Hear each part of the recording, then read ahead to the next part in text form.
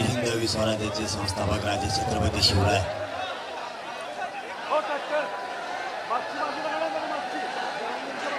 छत्रपती शिवरायांच्या पादस्पर्शानं पवित्र झालेली पावन झालेली ही सातारा राजधानी भूमी आणि सातारा जिल्ह्यातील जमलेल्या माझ्या तमाम मराठा बांधवांना माझा मानाचा जय शिवराय।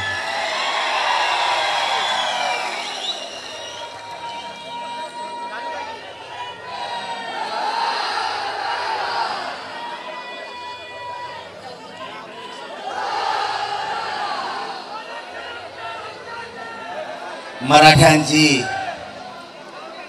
आरक्षणाची लढाई आता 11.5 महिन्यापासून सुरू आहे। सातत्यानं ही मराठा आरक्षणाची लढाई 11.5 महिने झाले मायबापावर सुरू आहे। ही कोण्या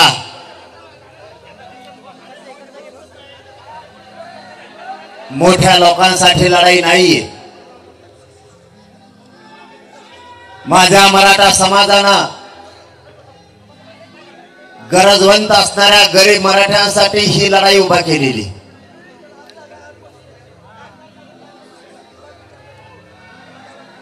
हा लढा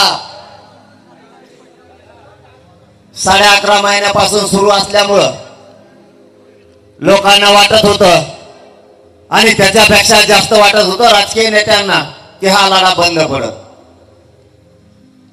11.5 महिने या देशात आतापर्यंत कुठलाच लढा सातत्यानं चाललेला नाही आणि इतक्या लाखानं लोक त्याच्यात सहभागी थोडेही कमी होत नाहीत। हा पहिला लढा आहे।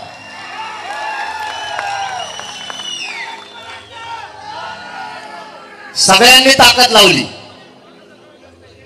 हा लढा बंद कसा पडल, कारण ही लढाई गरिबांना न्याय देणारी होती। मी थोडंच बोलणार आहे कारण माझ्या कमरात अंगात सगळ्या चमका निघतात। माझा त्या उपोषणामुळे ह्या शेवटच्या उपोषणामुळे लय हाल झाले, पण मी माझ्या मराठ्यांना उघड पडून द्यायचा नाही म्हणून जीवाचे बाजी लावून पुन्हा मैदानात उभा राहिलेलो। यांना तेवढंच पाहिजे की मी कधी बाजूला हटतोय याची ते वाट बघताय, कारण मी हटलो की त्यांचं साधलं। त्यांनी अगोदर एक काम करून बघितलंय मायबाप मराठ्यानं। त्यांनी पहिलं काम केलं, ओबीसीचे छगन भुजबळ ते नेते माझ्या विरोधात घालून बघितले, पण त्या छगन भुजबळचा काटाच केला नाही।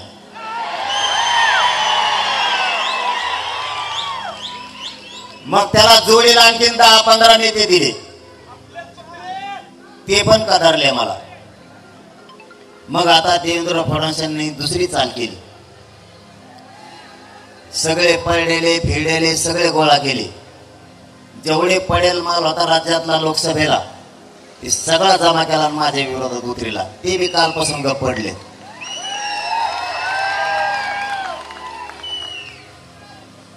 माझी फक्त मराठ्यांना सातारा राजधानी नगरीतून महाराष्ट्रातल्या मराठ्यांना आव्हान, जर मराठा समाजाला न्याय द्यायचा असला तर तुम्हाला घराच्या बाहेर पडावं लागणार आहे। तुम्हाला जर राजकीय नेत्यांचा दबाव घ्यायचा असला, काय चाललं तुमचं दोघांचं, काय चाललंय की तुमचं दोघांचे फाईट, आरक्षण वाटप हे का? जाऊ द्या, मी आहे ना, सगळ्याला हात घेतो मी आरक्षणात। याच्यात काय कामाचं आहे? आता याच्यात काय नाही, याच्यात काय नाही, खरं सांगतो मी। इथं काय नाही, इथं बसून दमलेलो होतो आपण 42 वर्ष याच्यावरच बसलो। त्याच्यात जितकी मजा येऊन बसायची ते कशातच नाही। पण आता हे काय काय गुतून घेतलंय मी, मला हलता आहे ना सोडता आहे ना, पण मी बी बहादर आहे। तुमच्या रक्ताचा क्षेत्रीय मराठा आहे, आरक्षण घेतल्याशिवाय हटतच नाही मी बी।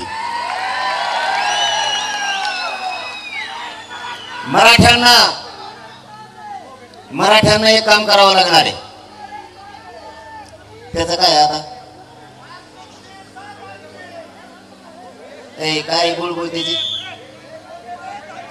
अरे मग भेटू ना आपण, मी मुक्कामाला आहे ना तुमच्या इथं.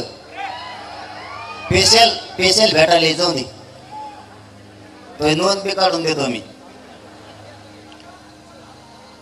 लयच कलाकार आहे. मी म्हणते मुंबईला चला पुन्हा एकदा. मराठा समाजानं एक गोष्ट समजून घ्या. मला या महाराष्ट्रातल्या मराठ्यांना सांगायचंय आणि सातारा जिल्ह्यातल्या पण, तुमच्या पुढं संकट उभा आहे.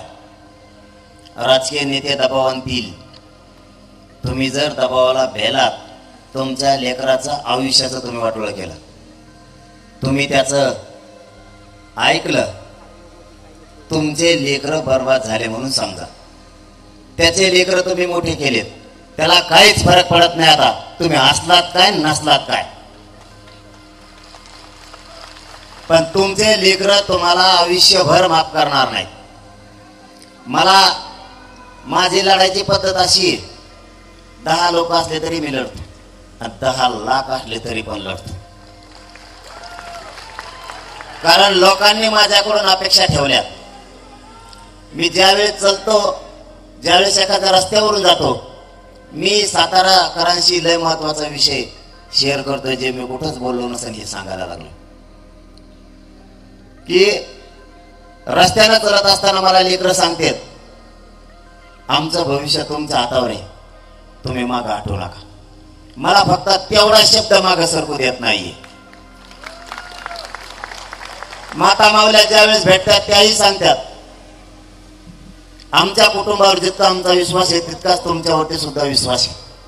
फक्त आता आरक्षण घेतल्याशिवाय मागे सरकायचं नाही. म्हणून या राजधानी सातारा नगरीतून माझं आव्हान आहे,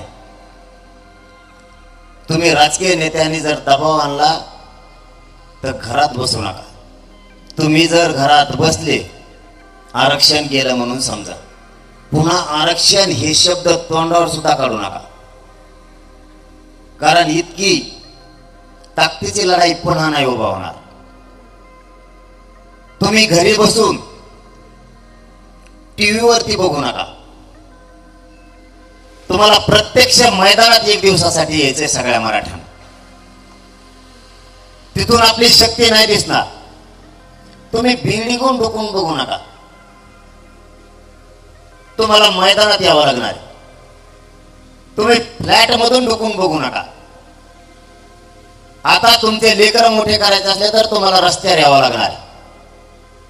जर कोणी एखाद्याच्या दुकानात, कापडाच्या दुकानात किंवा किराणा दुकानात कामाला असेल, त्याला त्याचे लेकरं मोठे करायचे, त्याला 1 दिवस कामाला जाऊन नाही चालणार. मी तुमचा मुलगा म्हणून तुम्हाला तळतळी सांगतोय, त्या दुकानातून डुकून बघण्यापेक्षा 1 दिवस त्या दुकानाच्या कामाला सुट्टी द्या, पण आंदोलनात प्रत्यक्ष सहभागी व्हा. एखाद्या शिक्षकाला येता येत नसेल, त्यांनी 1 दिवसाची रजा द्या. त्याला अति काम असेल, त्याचं कुटुंब त्यांनी घराच्या बाहेर काढून आंदोलनात सहभागी करा. कारण ही भूमी शूरवीराची सातारा राजधानी. म्हणून महाराष्ट्रातल्या मराठ्यांना इथून सांगतोय मी, तुम्हाला घराच्या बाहेर यावं लागणार आहे. एखादा वकील असेल, एखादा डॉक्टर असेल, त्याला काम सोडावं लागणार आहे. कारण त्याचा मुलगा डॉक्टर पुन्हा होणार नाही, कारण आरक्षणाशिवाय पर्याय नाही. शिक्षकाचा मुलगा पुन्हा शिक्षक नाही होणार, त्यासाठी त्याला आरक्षण आवश्यक आहे. घराघरातल्या लोकांना बाहेर पडावं लागणार आहे. व्यवसाय करणाऱ्या मराठ्यांना 1 दिवस व्यवसाय बंद करून बाहेर यावं लागणार आहे. पट्टान रे इकडं, घराच्या बाहेर पडल्याशिवाय तुम्हाला न्याय नाहीये. उद्योग करणारा मराठा असू द्या किंवा शेती कसणारा मराठा असू द्या, तुम्हाला शेतीतले काम 1 दिवस सोडावे लागणार आहे. त्याशिवाय तुम्हाला आरक्षण मिळणार नाही. ज्यांना आरक्षण आहे ते ताकदीने लढायला लागले, तर तुमच्या लेकराचं काय? सगळ्या क्षेत्रातल्या मराठ्यांना आता विचार करण्याची वेळ आली. संकटानं मराठ्याला घेरलं विसरू नका. काय करायला? तसं का लोटी तू मग दम्माने होती ना.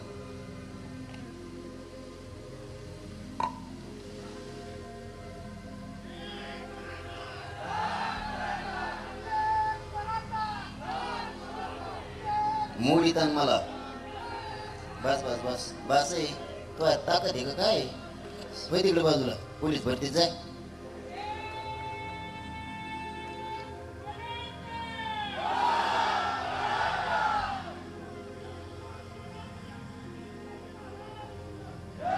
आपल्या पुढं संकट उभा केलेत. एक 15 मिनिटासाठी फक्त शांतते नाही का. सरकारनं संकट उभा केलेत.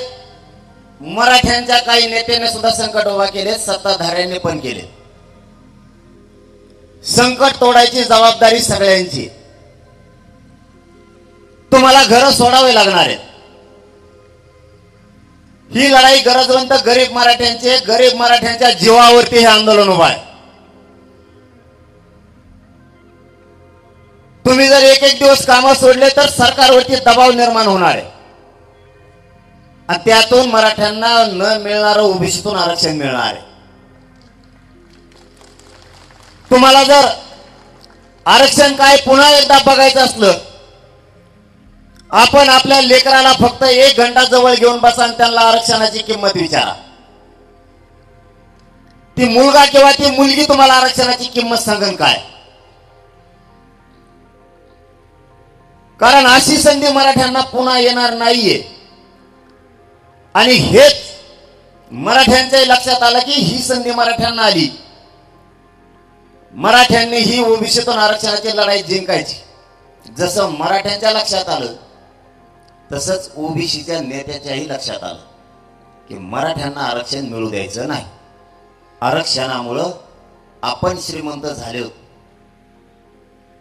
आपल्या पोरांना नोकऱ्या लागल्या. मराठ्यांच्या पोराला जर नोकऱ्या लागल्या तर ओबीसी नेत्याचे आणि मराठ्यांच्या नेत्याचे पॉम्पलेट चिटकायला राहीन कोण. गरीब मराठ्यांचे पोरं जर अधिकारी झाले यांच्या प्रचाराला कोण. कारण त्यांनी आता लोकसभेला बघितलंय त्यांच्या प्रचाराला कोणीच नव्हतं. त्यांचे तेच होते. यावेळेस त्यांचे एवढे हाल झालेत प्रचाराला आणि पॉम्पलेट चिटकायला. त्याने आत्याचे पोरं मावशीचे पोरं गोळा करून आणले. मेवना आता मेवना एकच आहे. 2-2 4-4 बी नाही त्यांना. त्यांची एवढी फजिती झाली. तुम्हाला वाटल्यास व्हिडिओ टाकीतो मी. एक दिवशी उमेदवारच पॉम्पलेट चिटकीत होता स्वतःच. एवढी हाल त्यांचे मराठ्यांच्या पोरांनी केलेत. समजून घ्या. आरक्षण मराठ्यांना मिळवून द्यायचंय ते द्यायला तुम्हाला बाहेर पडावं लागणार आहे. कारण मराठ्यांना त्रास आहे. मराठ्यांच्या लेकराला त्रास आहे. सरकारनं न मागितलेलं 10% आरक्षण आपल्याला दिलंय आणि मराठ्यांचं ईडब्ल्यूएस सुद्धा रद्द केलंय. मराठ्यांना कुणबी प्रमाणपत्र निघायला लागले. त्याची ही व्हॅलिडिटी होत नाही. जाणून बुजून जातीवादी अधिकारी व्हॅलिडिटी होऊ देत नाही. तुमच्या साताऱ्यात जसं आहे तसंच महाराष्ट्रात सुद्धा आहे. पण आम्ही सोडत आणलेत प्रश्न बाकीच्या जिल्ह्याचे. साताऱ्याचा आज कळाला की तुमची व्हॅलिडिटी होत नाही. त्यांनी जर ह्या 8 दिवसात नाही केले ना साताऱ्याच्या दाखल केलेल्या व्हॅलिडिट्या मग दाखवतो काच कमिटी झाल्या अधिकार.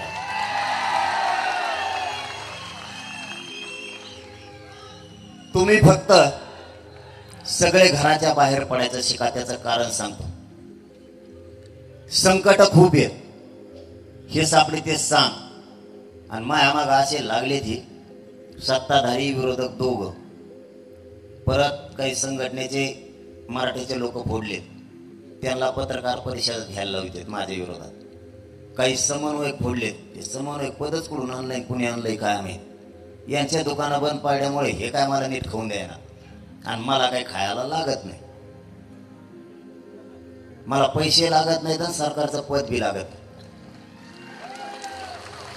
आणि मग यांचं दुकान 1 वर्ष झालं पुऱ्या बंद आहेत. मग हे आता एक एक फुटायला लागलंय, फोडायचं काम दरेकर करायला लागलाय. ती मावशी ती फोडायचं काम करते. याला आकली कशा नाही तर बाबा, गोरगरीब लेकरांचं कल्याण होणार आहे, आपलं राजकारण दुसऱ्या ह्याच्यात करू. खूप कारण आहेत ना राजकारण करायला. गोरगरिबाच्या लेकराच्या ह्याच्यात कशाला? हे फक्त सांग सापडीत येत, फक्त सांग. मी करतो मी खाली मुलगच करणार आहे, तुम्ही नका टेन्शन. मी जर एखाद्याच्या मागं लागलो ना, पाडीन म्हणलो ना, मग पाडीतोच मी. इतका विचित्र आहे. कारण मलाही मानणारा किती वर्ग आहे. तुम्ही रॅलीत नका दिसून देऊ, एखाद्या सभेत नका दिसून देऊ. या गोरगरीब माझ्या मराठ्यावर जर दबाव आणला, येऊ नका जाऊ नका म्हणून, ती येत नाहीत बिचारे. गरीब आहेत, जात नाहीत, कारण यांची चलती आहे. त्याच्यामुळं मराठी एखादीच गोरगरीब दबत येत. हे मला गरिबांपासून किंवा गरिबाला कार्यक्रमाला येण्यापासून रोखतील. पण मी मराठ्यांच्या मनामनात बसलोय, ते कसं काढणार? मी ज्याला पाडा म्हणन, मराठे घरीच बसणार, पण मतदानाच्या दिवशी त्याला पाडणार म्हणजे पाडणार. या सातारा नगरीतून जाहीर सांगतो मी, तुम्ही आमच्या सभेला येण्यासाठी जर दबाव आणला, गोरगरिबाला रॅलीला येण्यासाठी आणला, आणि मी जर एकदा नाव घेऊन सांगितलं याला पाडा, तो पाडलाच म्हणून समजा. नाही पाडला ना तर नाव बदलून ठेवेल मी. कारण गोरगरीब मराठ्याला त्याचं लेकरू डोळ्यासमोर दिसतंय. कोणाला वाटत नाही आपलं लेकरू मोठं व्हावं? कोणत्या शेतकऱ्यांना वाटत नाही माझा लेकरू अधिकारी होऊ नये? प्रत्येकाला वाटतंय. तुम्हाला याच्या बरोबर आणखीन एक त्रास सांगतो. आपले मराठ्यांचे असणारे अधिकारी कोणत्या क्षेत्रातले असू द्या, जाणून बुजून त्यांना त्रास देणार, जाणून बुजून त्रास देणार. मग क्षेत्र कोणतं बी असू द्या, तुम्ही शिक्षण क्षेत्र असू द्या, महसूल क्षेत्र असू द्या, पोलिसात असू द्या, आणखी नोकऱ्या कशा कशा, रेल्वेत असू द्या, डॉक्टर सरकारी दवाखान्यातले असू द्या, वकील असू द्या, याला काय म्हणते ते माहिती का? जर काम नाही केलं का, मा काम कर, नाही ते जर बसत नसलं, ते जर मला नाही तू मराठ्याचा म्हणून करीत नाही कामचं, बघा याच्यात मराठ्याचा काय संबंध आहे? डायरेक्ट जातीवर येणार. तुम्हाला एक काम सांगतो, मी बी तेच करतोय, तुम्ही पण तेच करायचं. इथून पुढं मराठ्याच्या अधिकाऱ्याला त्रास दिला की त्या अधिकाऱ्यांच्या बाजूला मराठ्याने उभा राहायचं. इथून पुढं त्यांच्या काय बापाची पेंड आहे का? कोणी येतं कसलं येतं दहशत आहे. आपल्या अधिकारीने आपले चांगले घराणे जर संपले, आपल्याला कोणीच विचारणार नाही. त्यांच्या पाठीशी उभा राहा, कारण ते त्यांच्या पाठीशी उभा राहतात म्हणून त्यांचं काय होत नाही. आपण नुसते बघायचे भूमिका घेतो, मजा नुसते मजा बघतो. होती का बढती आपली? आपल्या अधिकाऱ्यांच्या बढत्या झालेल्या कवा बघितल्या का? कवा त्याच पुढच्या आपला अधिकारी त्याच्या मागून येते, दुसरे पुढे बी जाते, हे तिथंच आहे. आरक्षणच नाही ना. तुम्हाला कळत आहे का मी काय म्हणतोय? आपले अधिकारी बसले त्याच जागेवर आहेत. आपले शिक्षक सुद्धा काही बघा, त्यांना आणखीन पगारच नाही. कारखान्यात ज्यांनी ज्यांनी आपले मराठ्याचे लोक लावले त्याला आणखीन पगार नाही, ते परमनंट झालं नाही. ते मथर झालं, त्याचा पोरग सुद्धा मथर झालं बिगर लागण्याच, तरी पगार नाही. मराठ्यांना आरक्षण नसल्यामुळं प्रत्येक जागेवर मराठ्यांची गळचेपी केली जाते, त्यांना त्रास दिला जातो. तीच परिस्थिती आता आहे. आता आरक्षण आपण टप्प्यात आणलंय. तुमच्याकडे न निघणारा सातारा जिल्ह्यात सुद्धा भरपूर नोंदी निघाल्या. हे मराठ्यांच्या एकजुटीचं यश आहे. तुम्ही जर एकत्र पुन्हा नाही आले तर यांना सापडती सांग. थोडे तुम्ही कमी आले, हे डायरेक्ट सुरू करतात. एक अर्ध जण येते, लय नाही, इथं जातीवादी असणारे, अत्यंत मराठ्यांचा द्वेष असणारे लगेच लिहायला चालू करतात, नाही तर मग बोलायला चालू करतात. त्याच्याकडे दोन काम आहेत. एक दोघ जणच येते, आमच्यातून एखादा फुटला की त्याने नेऊन बसला लगेच बाईट सुरू त्याची. त्याचं ध्येनच तेवढे 11 महिने झालं, दुसरं काहीच काम करीत नाही ते. नाही दुसरंच नाव आहे काय तर त्याचं, कोणाचं नाव नका घेऊ. ज्याचं घ्यायचं तेव्हा घेईन, त्याला म्हणा दिवस बदलत असते. ज्या टायमाला दिवस बदलत त्यांना त्या टायमाला मराठी बी काय असते तुला दाखव. आज देवेंद्र फडणवीसने सांगितलं असं तुला असं म्हणून, पण देवेंद्र फडणवीसला बी त्याच्या संग आता एक दस्तीने 2-2, 3-3 दस्त्या रुमाल आहेत खिशात घाम बसायला. कारण मनोज जरांगेला खेटायचं आणि ही लढाई गोरगरिबाची. पाणीच पाहिजे तेव्हाच गप बस, त्याशिवाय गप नाही बसणार. त्यांनी काय केलं, उलची काय झालं लगेच हिनवायचं मराठ्यानं. मराठी येत नाहीत, आता आंदोलन गुंडाळायचं मागे दिसतंय, आंदोलन संपलं. अरे मी शेतकऱ्याचं पोरग आहे, मी आत्ता पण बांधावर बसून भाकर खातो. आत्ता पण मला लोक असले काय नसले काय, मी वेळा काय उचललाय मराठ्यांना आरक्षण मिळून द्यायचं. 100 लोक असले तरी मी सभा घेणार, रॅली घेणार, आणि 10 लाख असले तरी घेणार. आणि कुणीच नसलं तरी मी एकटा लढणार. कारण माझ्याजवळ शक्ती आहे, एक माझ्याजवळ हत्यार आहे, आमरण उपोषण. याच्यावर सगळ्याला आड उभं पाडतो मी लढणारच आहे ना. तरी पण तू कमून स्वप्न बघतो उगाच उगा बंद झालं, चालू झालं, आता काही खरंच नाही राहिलं. तुला कोणी सांगितलं खरं राहिलं की नाही? आमचं काही कामात असते मराठी असं जोडायला नाही जमत का? काही पुरा आलं, संकट आलं म्हणून नसताना आले असं जमत नाही का? सांगायला वेगळंच सांगशील. अरे किती खाणार सरकारचं, किती बोलणार?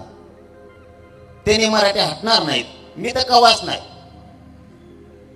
आता मला सांगा, मी सलाईन काढली परवा आणि आता लावलाय कमराला बेल्ट. बेल्ट लावून लढतोय म्हणल्यावर मी हटन का? त्याला एवढी अक्कल पाहिजे.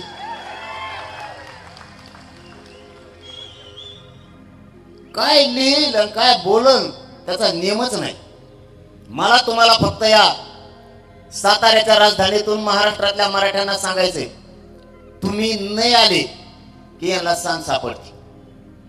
हे मराठ्यांना हिरवायला अपमानास्पद बोलायला चालू करते. तुमचं एक दिवस काम बंद झाल्यानं काही वाटोळं नाही होणार. शेतकरी मराठ्यांपासून नोकरदार मराठा, व्यावसायिक मराठे सगळे बाहेर पडत जा आणि उगाच बिल्डिंग डुकून बघू नका. त्या शायनिंग मध्ये जगायचे दिवस नाहीत आता. लेकरं मोठे करावे लागणार नाही तर वरच्या ताळावर बसला का लेकरा सगळं काय वरच्या ताळावरच राहतील सुशिक्षित बेकार म्हणून. खालच्या ताळावर यायचं शिका आणि खालच्या ताळावरून रस्त्यावर यायचं शिका.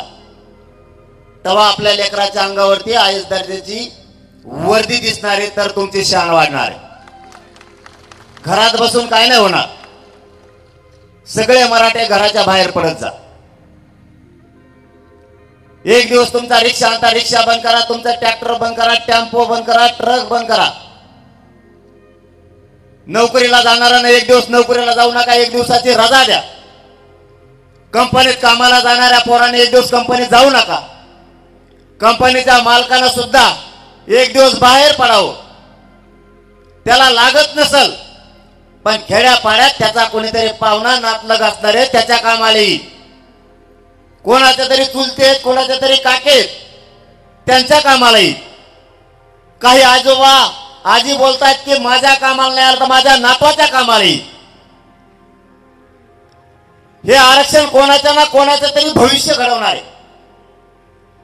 कोणाच्या ना कोणाच्या तरी पिढीचं कल्याण होणार आहे. कोणाची तरी मुलगी डॉक्टर इंजिनियर होणार आहे. कोणाचा तरी मुलगा IAS IPS दर्जाचा अधिकारी बनणार आहे. या कामासाठी आरक्षण लागतंय. तुम्ही जर शेतात बसून मोबाईलवरच काय सभा चालली बघितली तर त्याची धग सरकारला कळणार नाहीये. तुम्ही घरी बसून, तुमच्या फ्लॅटवर बसून, तुमच्या बंगल्यात रूमवर बसून तुम्ही जर आंदोलन टीव्हीवर बघितले तर सरकारला मराठ्यांच्या आंदोलनाची धग कळणार नाही, मराठ्यांचा आक्रोश लक्षात येणार नाही. मराठ्यांनी चुकीचं पाऊल पडू देऊ नका. यांना बोलायला संधी देऊ नका. मी तळतळीने या राजधानी साताऱ्यातून महाराष्ट्रातल्या मराठा समाजाच्या पायाला हात लावून सांगतो, सगळ्यांनी घराच्या बाहेर पडा. घर सोडल्याशिवाय, आंदोलनात सहभागी झाल्याशिवाय मराठ्यांना आरक्षण मिळणार नाही किंवा हे मिळू देणार नाहीत. यांना मी जिरीस आणलंय, यांनी मला उघडं पाडायचं ठरवलंय. सगळ्या टोळ्या यांनी माझ्या विरोधात उभा केल्या. ह्या टोळ्या जर आपल्याला मोडायच्या असल्या तर तुम्हाला आणि आम्हाला रस्त्यावर यावं लागणार. कारण ही एकाकी झुंज मी 11.5 महिन्यापासून देतो. आता या लढ्याला 1 वर्ष 29 ऑगस्टला पूर्ण होईल. हा देशातला सगळ्यात मोठा लढा असणार आहे. 1 वर्ष मराठ्यांचा सातत्यानं लढा चालला आणि तितकेच लाखांना लोक त्याच्यात सहभागी आहेत. ही देशातला सगळ्यात मोठा लढा आहे आणि या लढ्याला यश सुद्धा मिळाले. फक्त सगळ्या सोयरीची अंमलबजावणी राहील. ती अंमलबजावणी घेतल्याशिवाय मराठ्यांनी मागे हटायचं नाही. यांच्या टोळ्याला मी भेट नाही, तुम्ही काळजी करू नका. छगन भुजबळच्या माध्यमातून एक टोळी, ते तर 15 दिवस झाला कुंकड गेला आणि कुंकड नाही, काय करतोय काय नाही. त्यांनी 10-15 तयार केले टोळी मुकादम. तो बी गप पडला. आता त्याला सोलापूरच्या याच्यात आणलं होतं बघा कुणीतरी, देवेंद्र फडणवीस साहेबांनी मतदारसंघात. त्याला ज्या मतदारसंघात नेते ना त्या मतदारसंघातल्या आमदाराला मराठ्यांनी पाडायचं म्हणजे पाडायचं. सगळ्यात जास्त वाटोळं त्यांनी मराठ्यांचं केलंय. अशा 7-8 टोळ्या उभा केल्या आणि सगळ्यांनी मला घेरलंय. आमच्या तिकडे येऊ दे, येणार आहे ना.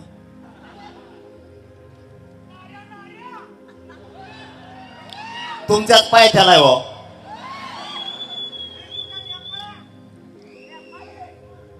ते एकदाच बोलत येतात, मी कसा बोलायला लागलं की बंद करते. आपलं बोलणं कसं असतं माहिती आहे ना, मग झटक्यात आला ते कुणी येऊन दुसऱ्या बारी बोलतच नाही. ते ह्या बारी काही राहत नाही, काळजी ना करतो. याला वाटतंय लोक रॅलीत नाहीत किंवा सभेल नाहीत. काही वर दबाव येतो. गरीब माणसं असतात आपली. काही गरीब असले तरी कोणालाच मोजीत नाहीत. ते पोटाडच काढतंय पायातलं. पण त्यांच्या मनात आरक्षण बसलंय. हृदयातला माझा विचार त्यांच्या कोणीच काढू शकत नाही. या देशातला कोणीच. मी नुसतं तिकडून सांगितलं, नाव घेऊन याला पाडा घे, पाडाच. कारण तिथं तर भीती आहे का काही? तिथं ऑटोमॅटिक गोल आळा लावलेला असतं. त्याच्या सगळं घेणार रोज त्याच खा. काय करता मग? लयच बेवाटत त्याच खायचं आणि तिथं गेलं त्याच्या विरोधात मतदान करायचं. पडलं आणि हातात काही नाही राहिल्यावर काय करीन ती? तशी सत्ता आणू आपण. पण सत्ता मात्र गरीब मराठ्यांची छावेश येणार. आपण तशी सत्ता आणू. लयच ताण दिला ना, आपल्या नोकरदार वर्गाला त्रास देतात. त्यांच्या लेकराला आरक्षण लागतंय. नोकरदार वर्ग जेवढा आपला आहे महाराष्ट्र आणि महाराष्ट्राच्या बाहेर, त्यांना केंद्रीय कॉलेज मिळत नाही, बढत्या होत नाही. आरक्षण पाहिजे असलं, त्याला जर बेवाटत असलं तर त्याने घरच्या सांगायचं आमका चिन्ह नाही बा. तिथे गेल्यावर कुणाला काही दिसत नाही, गप्पा गप दाब्यो आपण म्हणून दुसऱ्याने मतदान टाकलं असेल, मी नाही टाकलं. आणि सगळ्या तसंच ढकलायचं एकामेकावर. त्याला म्हणायचं मी तुम्हालाच केलं पण ते नसेल केलं. मी रोज तुमच्या संघ म्हणायचं. आमच्या बीडकड तिकडं मराठवाड्यात तुमच्या इकडे बी तेच मोजामोजी चालू आहे सध्या. ते नुसते म्हणतात माझ्या तुम्ही इतके जण व्यासपीठावर होतात, कसं काय पडवर मी ते मला मी केलं पण त्यांनी काय माहित केलं नव्हतं. नुसते एकामेकावर ढकले देत. ते म्हणजे जाऊन दे आता बेरेज लावण्यापेक्षा पडत आहेच मी, आता कुठं तो आहे ना दिला बघतो. हीच भूमिका महाराष्ट्रात 288 ला होणार. पाडायचं म्हणजे पाडायचं, सोडायचं नाही. किती त्रास देतात बघू. आणि एकदा त्याच्या संघाला सगळ्या पाहुण्यांना आपण फोन करून सांगा, सगळ्या मित्राला फोन करून सांगा, आतापासून तयारी सुरू ठेवा.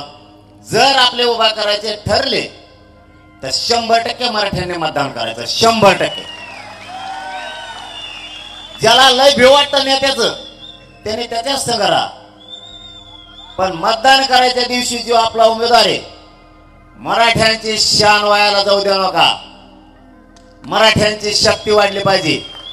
इतकं ताकदीनं मतदान करा ना, पुढचा म्हणला पाहिजे इतकी मायासंग गर्दी होती मी पडूच कसा. बाकीचे आमच्या तिकडे बी 25-25 वर्ष न पडलेले पडलेत बरं का, पडले का नाही. आणि तुमच्या पश्चिम महाराष्ट्रातल्या बऱ्याच जणांनी मदत घेतली, पण ते आता बदलले. ते बी आता बदललेत, नाही तर त्यांनी सुद्धा मदत घेतलेली. आता त्यांना पक्ष मोठा वाटायला लागला तुमच्या पश्चिम महाराष्ट्रातल्या काही लोकांना. त्यांना गरीब मराठे मोठे नाही वाटायला लागले. त्यांनी उभा केलेले पडू आता विधानसभेला. काय करता मग आता. पण तुम्हाला पश्चिम महाराष्ट्रात, विदर्भात, मराठवाड्यात आणि खानदेशात 100% सीट पडलेली दिसते ना. शब्द आहे माझा सातारा नगरी. मुंबई नाव का नाही घेतलं तर मुंबई सेटिंग लावणं सुरू आहे आमचं तच असतं. कारण मुंबईत हवा मोगाव का पाण्यात नसतो. आपण जिथं ताकद आहे तिथंच बोलावं, बळच कोणाला आव्हान नाही. महाराष्ट्रातून मुंबईत गेलेले कोणत्या मतदारसंघात किती गेलेले हे बघणं चालू आहे आमचं. जर बरंच असलं तर सीट उभा करायचं आणि बरंच नसलं तर निर्णायक ठेवायचं, पाडायला मोकळे. आणि प्रत्येक मतदारसंघात मुंबईच्या 20-30 हजार आपले नमुने गेलेले आणि त्याच्यात परत मुसलमान आपल्या जोडीला आहे. मी जर इकडून पाडा म्हणलं ते तिकडून म्हणते पाडो, असं जोड जमला जेव्हा. आता मुसलमान मला भेटले ते म्हणजे पाटील एवढी बार पाडो म्हणलं, पाडो तो पाडो मग जाऊ दे काय नुसती पाडापाडीच. तुम्हाला मुंबई सुद्धा कार्यक्रम लावलेला दाखवतो, फक्त 1 महिना वेळ द्या मला, कारण लोक आतून पेरलेले. आपण गेले हुशार आहेत होय. इकडे कार्यक्रम लागला त्यांचा. मराठवाड्यात, पश्चिम महाराष्ट्रात, विदर्भात त्यांनी लोड घ्यायचाच नाही. कुणबी मराठे सरळ सांगतात, आम्ही कुणबी जरी असलो तरी मराठे. कुणबी म्हणजे शेती कसणारे. प्रत्येक मराठा हा शेतकरी. त्यामुळे विदर्भातले आता खवळून उठले, ते बी ऐकत नाहीत. आणि असा मतदारसंघ नाही या राज्यात की तिथं 50,000 मराठ्यांचं मतदान नाही. 50,000 लीड तोडणं सोपं आहे का. आणि मग मी काय सांगितलं आता,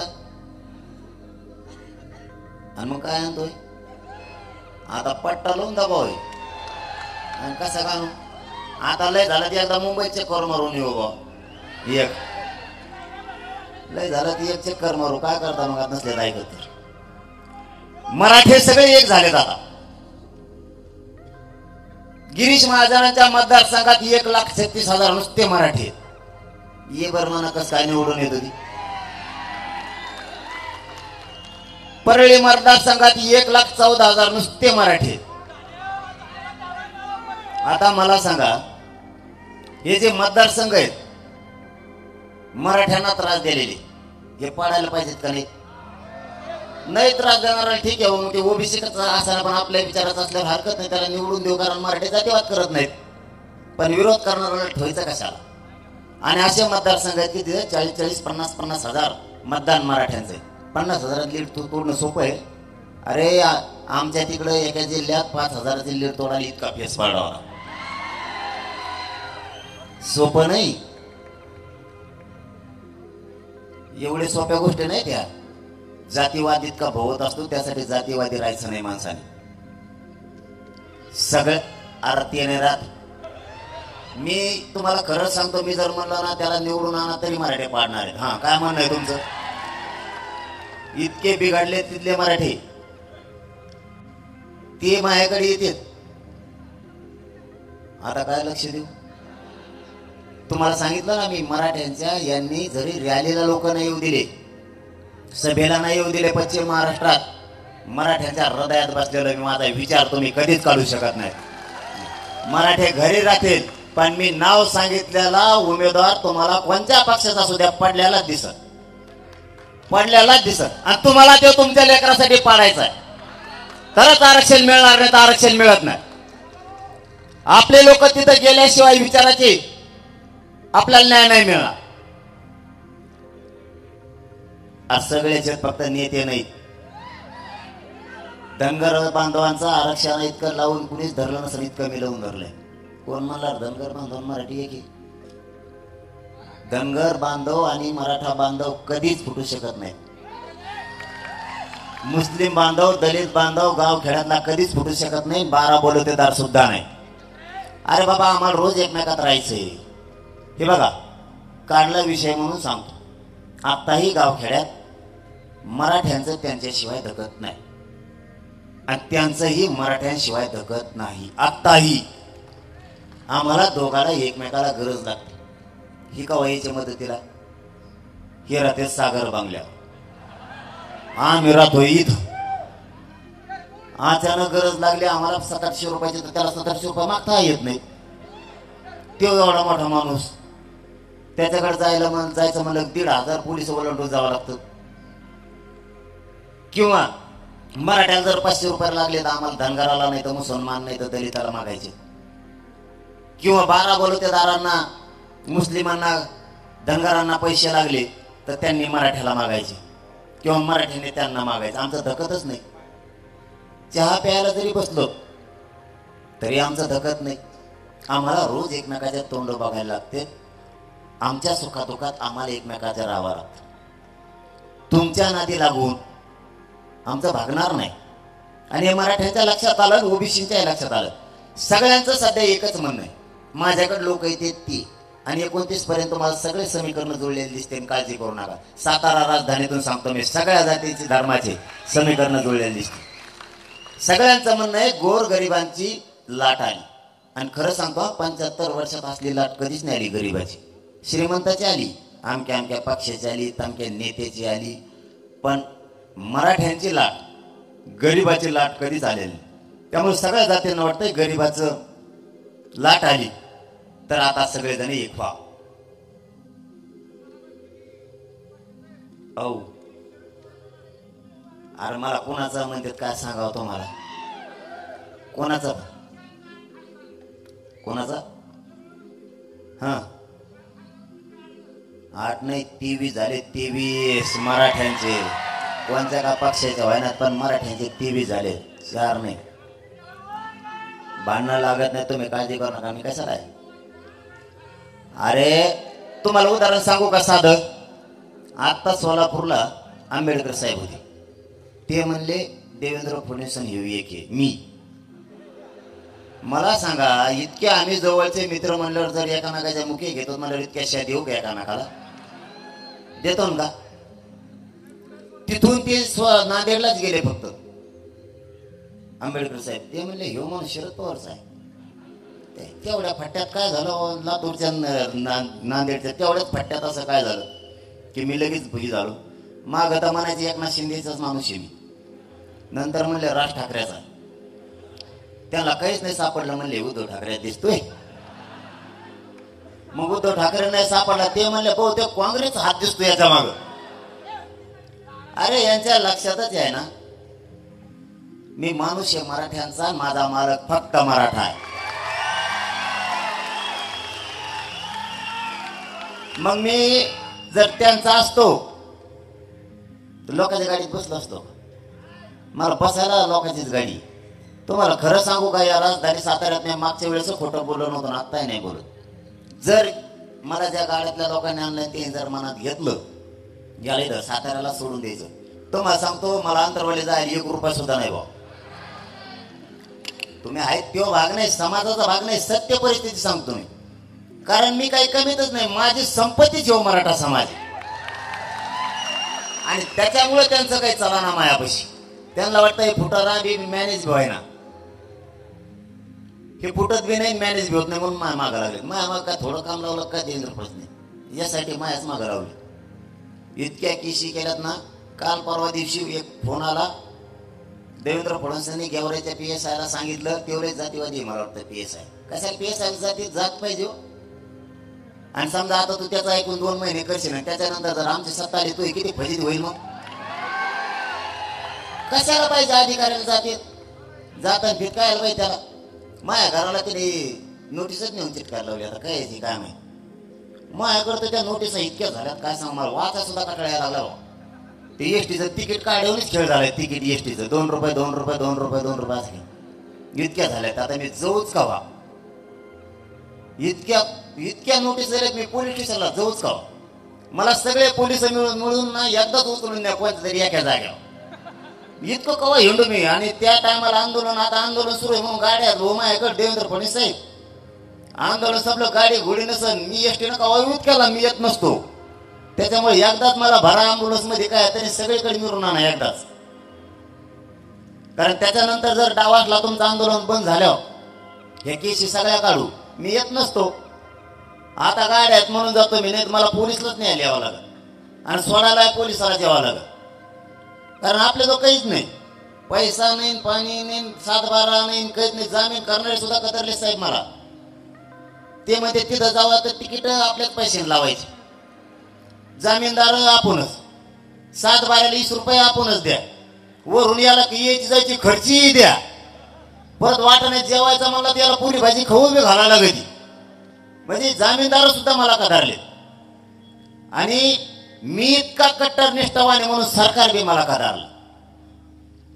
कारण त्याला वाटतं याला आरक्षण द्या, नाही तर या आफत आपल्या टकोरावर बसली. याने आता 23 पाडलेत, ह्या वेळेस 113 आमदार 100% पाडणार म्हणजे पाडणार. मग कोणी पण येऊ द्या तुम्ही. 113चा आकडा आता झाला, 29ला किती होईल माहित नाही. 113 राज्यातले आमदार पाडल्याशिवाय राहत नाहीत. कारण 113 मतदारसंघावरती मराठ्यांचं वर्चस्व आहे मतदानाचं. कर म्हणा तुला काय करायचं ते. रॅलीला लोक येऊ देत नाही. तुमचे झालं का आमदार बोललेला ऐकायला मिळालं मला. कोणतरी गाडी सांगत होतं मला काहीतरी म्हणलं, म्हणजे आता काय म्हणलं पण मला उत्तर द्यायला मी ऐकलं नाही. कोणचं कुठं दिलंय आम्ही त्यांना सांगताना सांगितलं. आणि आज मी सातारा राजधानीतून सांगतो, आम्हाला आमचं आरक्षण द्या, आमच्या मागण्या द्या. मला किंवा माझ्या समाजाला राजकारण नाही करायचं.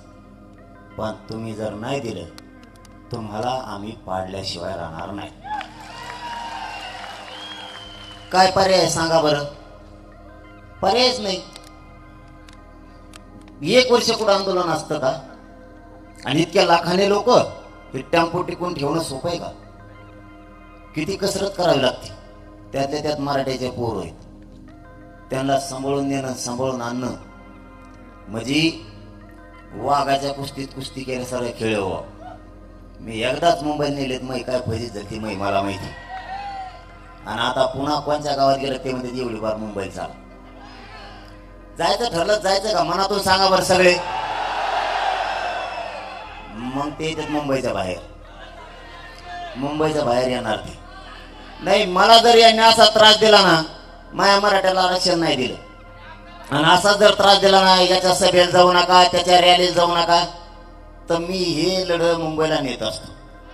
कारण तिथं बरेच जणांचे प्रश्न आहेत, ते सोडावं लागते ना आपल्याला. तिथं बऱ्याच आमदाराचे प्रश्न आहेत, ते विरोध करते. त्यांचा प्रश्न त्यांच्या घरी जाऊन सोडावं लागेल आपल्याला. कशामुळे विरोध करतो ही प्रश्न सोडावं लागेल. त्याच्यामुळे काही एक अर्धा जातीवादातून मुलाखती घेतो, त्यालाही प्रश्न एखादा विचारावा लागेल आपल्याला तिथं. कारण आपल्याला मग नाविलाज आहे हे ऐकत नसतील तर. माझी फक्त तुम्हाला आता शेवटी एक विनंती, माझ दम निघाला, जास्तच कंबर दुखायले, कारण तुम्ही लय संख्येने जमला म्हणून दुखणं पळून गेलं. कोणाचं? तुमच्या शेजारीचे राव इथले इथं. मी संयम धरलाय म्हणूनच मराठ्यांतले आंदोलन यशस्वी केले. नसता इतके लाखान लोक एखाद्याच्या माग असते ना, ती मला असं दांड घेऊन सांगतो आपटा. मी माझं स्वप्न आहे, कारण या पवित्र नगरीतून खोटं बोलणे छत्रपती शिवरायाच्या 52 वर्षाने पावन झालेली भूमी. मला इथं काही बोलून नाही चालत, काही बोलून नाही चालत. मला माझ्या समाजाची शक्ती वाढवायची, माझ्या समाजाची मला ताकद वाढवायची, या राज्याची पावर माझ्या मराठ्यांच्या हातात ठेवायची. पण कोणाचं थेंबर रक्तही न सांडता. माझी फक्त या सातारा राजधानीतून महाराष्ट्रातल्या मराठ्यांच्या पोरांना हात जोडून आणि तुमच्या पाय पडून विनंती, फक्त तुम्ही आत्महत्या करू नका. आरक्षण मी मिळवून देतोय, तुम्ही काळजी करू नका. फक्त आत्महत्या नकोय. तुम्ही आत्महत्या करू नका. काय होईल बरं? तुमचा जर नंबर हुकला तर 1 वर्ष वाया जाईल, याच्यापेक्षा काय होईल? पण तुम्ही कायमच्या जीवनातून संपायला लागलात हे तुमच्या लक्षात यायला. पुन्हा फाईट देऊ, पुन्हा आरक्षण मिळेल. एक आपला चान्स हुकला, हुकू द्या. पुढच्या वर्षी लढू. कायम संपण्यापेक्षा, आई बापा दुःखात सोडून जाण्यापेक्षा, आपलं कुटुंब उघड्यावर सोडून जाण्यापेक्षा, नाही आज मुलीची भरती झाली, नाही मुलाचा नंबर लागला, पुढच्या वर्षी लागल. मी हटत नाही ना. आता जवळपास 70% जास्त आरक्षण मिळून दिले. सगळ्या सोयरीची अंमलबजावणी राहिली. 1 वर्ष तुम्हाला 1 वर्ष लढावं लागेल किंवा अभ्यास डबल करावा लागेल. करा. मरता कशामुळं? कशामुळं मरता? मरून तुम्ही दिसणार नाहीयेत पुन्हा. आणि आम्हाला जे तुमच्या अधिकारी बघायचं होतं ती अधिकारी पणही दिसणार नाही आम्हाला. तुम्ही पुन्हा लढा, पुन्हा अभ्यास करा. मरता कशाला? व्यावसायिक मराठ्यांना सुद्धा माझं सांगणं, एकमेकाला मदत करायची शिका. आपले लेकर सुद्धा आपल्याला व्यवसायाकडे सुद्धा न्यायचे. एक मराठा व्यावसायिक उद्योगी झाला म्हणजे त्याने बाकीच्याकडे सुद्धा लक्ष असू द्या. छोटे मोठे लोक सुद्धा उभा करायचे आपल्याला. आरक्षणातून आपल्या अर्धी पिढी उभा राहील. व्यवसायाच्या माध्यमातून अर्धी पिढी उभा राहील. एकमेकाला मदत करायचं शिका. बाकीचे लोक एकमेकाला मदत करायला लागलेत म्हणून ते संपत नाहीयेत. आपण एकमेकाला मदत करत नाही म्हणून आपण रिवर्स यायला लागलो. आपल्यात राजकारणाची जी सवय लागली ती थोडी कमी करा आणि आपली जात कशी मोठी होईल यासाठी प्रयत्न करा. मी स्वप्न घेऊन बाहेर पडलोय. आता करोडो मराठ्यांना आयुष्याचं आरक्षण द्यायचं. आता शेवटी जाता जाता माझी विनंती तुम्हाला, आपल्या लेकराला आयुष्याचं आरक्षण द्यायचं. तुम्ही राजकारणी लोकांना आणि राजकीय पक्षाला आयुष्याचं दिलंय.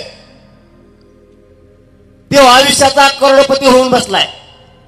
त्याचे मुलंही झालेत. त्यालाही 10 पिढ्या सरणार नाही इतकं त्याच्याजवळ आहे. तुम्ही निवडून दिलंय म्हणून तो मंत्री झालाय, आमदार झालाय. तुमच्या लेकराच्या कार्यक्रमाला येऊ नको म्हणून तोच आमदार आणि मंत्री दबाव आणायला लागलाय. जिथं तुमच्या लेकराला आयुष्याचं मिळणार आहे म्हणजे तुम्ही त्याला आयुष्याचं दिलं. आज तुमच्या लेकराला आयुष्याचं मिळायची वेळ आली तर ते तुमच्या लेकराला आयुष्याचं मिळून द्यायला विरोध करायला लागलेत. तुम्हाला कायमचं आरक्षण मिळेपर्यंत तुम्हाला घराच्या बाहेर पडावं लागणार आहे. सगळ्यांनी घराच्या बाहेर पडा. घरी बसून बघू नका. नसता तुमचे लेकर तुम्हाला माफ नाही करणार. पुढच्या पिढ्या तुम्हाला माफ नाही करणार आणि पिढ्या बर्बाद करायला कारणीभूत तुम्ही होऊ नका. आणि दुसरं सांगतो, 29 तारखेला सगळ्यांनी अंतरवालीला यायचे. सातारा जिल्ह्यातल्या प्रत्येक गावातल्या मराठ्यांनी अंतरवालीला यायचं 29 तारखेला. आणि तिथं ठरवायचंय तुमच्या साक्षीनं पाडायचे का उभा करायचे. जो निर्णय होईल त्या निर्णयावर ताकदीनं काम करायचं. समजा शेवटचं सांगतो, आता मला दमच नाही काय ना. जर उभा करायचं ठरलं मराठ्यांनी 100% मतदान करायचं. किती राजकीय पक्षांनी पोलिसांनी दबाव आणला तरी मतदानाला जायचं. कारण ते त्या टायमाला पोलिस गावात लावते. गरीब माणसाला भे वाटतं पोलीस आले की. अजिबात भ्यायचा नाही. हा, मतदानाला म्हातारे माणसं सुद्धा उठलून न्यायची. 100% मतदान म्हणजे म्हातारे माणसं. एक काम. दुसरं काम 100% मतदान करायचं. तिसरं काम, त्या टायमाला हे राजकारणी लोक एखादा बाबा नादी देत आणि त्याला म्हणते तीर्थयात्रेचा रूट काढ. त्याला ट्रॅव्हल देते त्या बाबाला आणि आपल्या गरीबात अशी बातमी पसरी देत की देवदर्शनाला तीर्थक्षेत्राला चला. आपला समाज आहे भोळा. म्हाताऱ्या माणसाला वाटतं चला बा देव धर्म करून येऊ. ते 50-50 हजार आपलं मतदान भरून नेते तिकडं. तर आपण ठरलेलं आहे पड आपलं सीट. इतके चालवाज लोक आहे ते. त्या टायमाला तीर्थयात्रेला एकानी सुद्धा जायचं नाही. मतदान झालं मग तीर्थयात्रेला जा म्हणा. 5 वर्ष घरची येऊ नको म्हणा. सगळे देवच करून ये. तवर हलायचं नाही. बोगस मतदान यांनी 10-20 हजार दुसऱ्या जिल्ह्यातले घातले. ते पुरे बाहेर काढायचे. आणि 5वं काम, फोनचा पूर्ण वापर 3 महिने एकमेकाला जाग करण्यासाठी करायचं. एकमेकाला जाग करायचं. एवढ्या वेळेस मुलासाठी जातीसाठी मतदान कर म्हणायचं. मुलं आणि जात मोठी झाली पाहिजे याच्यासाठी मतदान कर. आणि कोणी नाहीच ऐकलं त्याचे जावई सापडून ठेवा. सगळे जावईच नेऊन बसायचे त्याच्या पुढं. सासऱ्या पुढं जावई. कोणत्या पक्षात काम करीत असू द्या, काम करणाऱ्याला सुद्धा काम नाही करून द्यायचं नाही. कारण जात मोठी करायची असली तर हे पाऊल आपल्याला उचलावं लागणार. आणि जर पाडायचं ठरलं मग ते लय सोपं आहे. ज्याला पाड म्हणलं त्याला खापाच मतदान आणायचं. ते पडच म्हणून समजायचं. जे काय ठरल ते. फक्त पुन्हा एकदा तुम्हाला आव्हान आहे, ज्या ज्या वेळेस समाजासाठी बाहेर पडायची वेळ येईल एका ताकदीनं बाहेर पडा. समाज घेरलाय, समाजावर संकट उभा केलंय. मला उघडं पाडायचा प्रयत्न केला यांनी. सगळ्याकडून सगळे तुटून पडलेत. कारण मी गोरगरिबांना आरक्षण मागतोय म्हणून. मी काय चूक केली? मी माझ्या गरिबांचे पोरं मोठे होऊ नये हे स्वप्न बघू नये. गोरगरिबांनी केलेल्या कष्टाचं चीज व्हावं हे चूक आहे का? मी स्वप्न बघायचं नाही?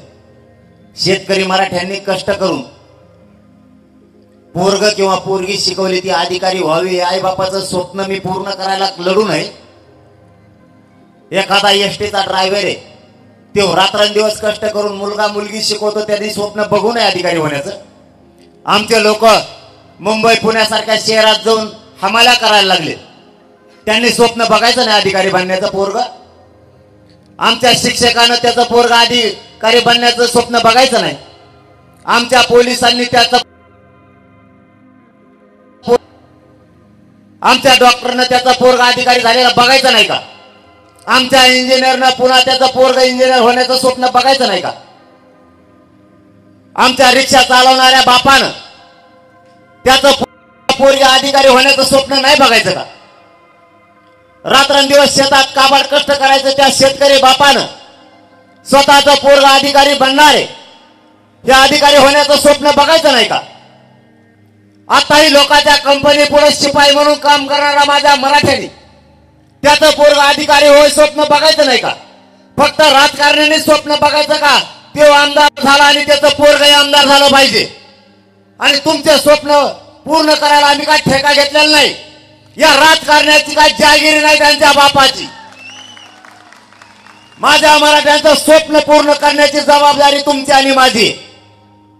या राज्यातल्या गरीब मराठ्यांनी रस्त्यावर या, घरात बसू नका. सगळ्या मराठ्यांचं स्वप्न साकार करण्यासाठी ही लढाई.